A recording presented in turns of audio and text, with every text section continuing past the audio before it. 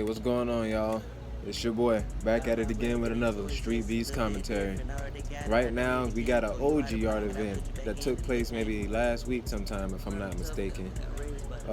We got Tequila shots, new guy, newcomer, so expect the unexpected, going against Mike. Mike has been here for, I think, one event, I believe. He went against Micah Applegate. And from what I remember, that was a decent fight. Micah was able to show some grit. He weathered the storm. I can't remember exactly how that went down. I do, but I don't want to lie. But I remember Mike ended up throwing like a kick or something. I don't know who it was, and it ended up finishing on the ground because after that kick, Mike was able to get on top of the guy. He was able to throw some strikes, and then it ended up leading up to like a guillotine or a rear naked choke finish. And he was able to get the win from that. So we're kind of a little bit familiar with Mike. So he's going against the Tequila shots, an unknown guy. So without further ado, let's see what we got. 140 Tequila Tears, and it's an interesting name, Tequila Tears. Mike, 5'6", 140. I think it's gonna go good. He looks like a scrapper. I'm a scrapper. It is what it is. Mike might say he look like a scrapper, but really Mike might look like a scrapper, man. Like, this guy looks like he's well-rounded. Like look like he got it all, striking and wrestling.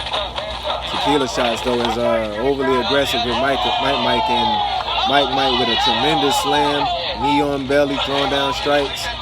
Tequila shot trying to stand up, but Mike was able to scramble fast enough to get his back, and now he's on top in side control, trying to rain down some ground and pound. You can kind of tell Tequila shots ain't really got much grappling experience.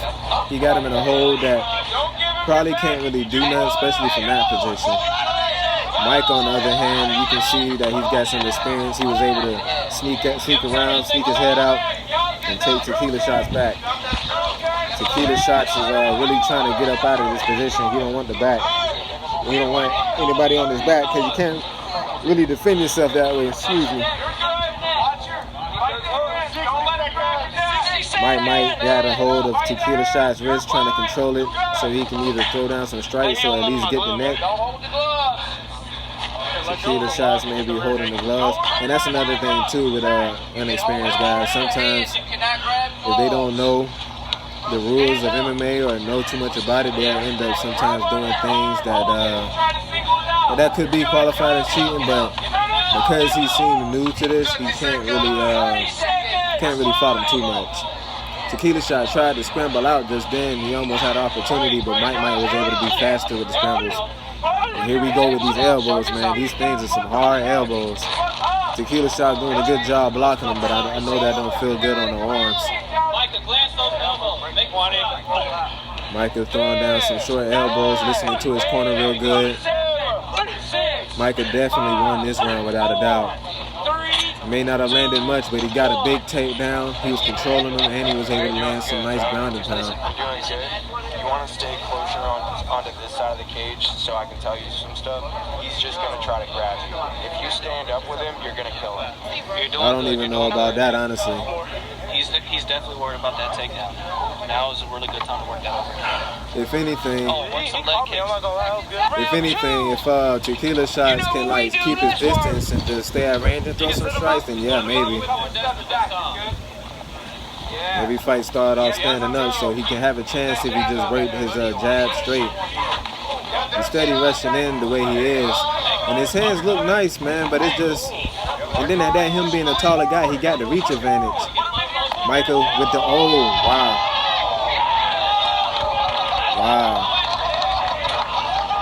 Wow, that was crazy. This winner's announcement brought to you by Zero Fight Gear. I ain't gonna lie, that shit sent shivers down my other channels, Streetbeefs Plus, Streetbeefs Unfiltered, Streetbeefs Reaction. Winner.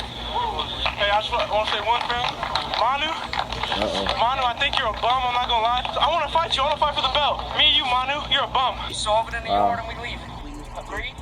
Man, I ain't gonna lie, that headshot kind of was, yeah, like I said, it was shivers down my arm. Like, I got the goosebumps right now. He was able to set that up real nice, man. I don't know if he intended on it, but he used his arm to kind of find a reach And that's another thing that a lot of guys do. Some people do that to kind of like get away, to judge the distance on how far they got to like move away, or how close they is to how far they is that they need to move forward to get to make the strike. Sorry, tight tongue. But obviously, Mike was able to do that and utilize it to where he used it to judge the distance and where his opponent at. Cause right before that, Mike, I keep wanting to call him Micah. Mike tried to step in and throw like a swinging hook, and he had stepped off the center line or whatever the case.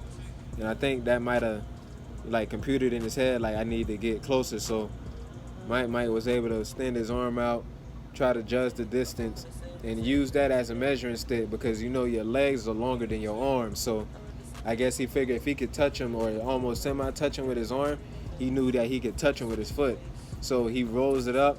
And I guess the guy probably might have thought that it was going low or something, because he didn't really have his hands up high, really guarding it at all. And I think it might have been a tempo shot, because the way he fell, he almost went stiff, because even as falling, he was like this, and then he hit the ground, he was still like this. So that might have been in the sweet spot, and he was able to put Tequila shots down, man. That call out also too. I think Mike is 140, I believe he said. So with him calling out Manu, and then the recent Anomaly fight with him also calling out Manu, and he also like 140, 145. The 145-pounder division is going to be is a stacked division, because with Manu champing both 55 and 45, I don't know how he intend on defending both belts. And then especially with the level of competition that's waiting for him at 45, 40 or whatever the case. So I don't know how Streetbeefs going to do this. I've been hearing some things here and there in the works. I'm not going to say too much on it, but I've heard some things supposed to be in the works for them or whatever the case may be. But it'll be real interesting to see how that plays out, because I know Anomaly been calling for Manu, and I know Mike, he just made his call out to Manu. I don't know who interests Manu more, or who he gonna, take up on their offer, whatever the case may be. But it's gonna be damn sure interesting to see how everything plays out. So we just gotta wait till then, man. But until then, this has been your boy Kid Savage, back at it again with another Streetbeefs commentary. Peace. And if you listen to this, what then you won't schedule? Smoking on the elevator to the next level. 3 joints in rotation, that's a space shuttle.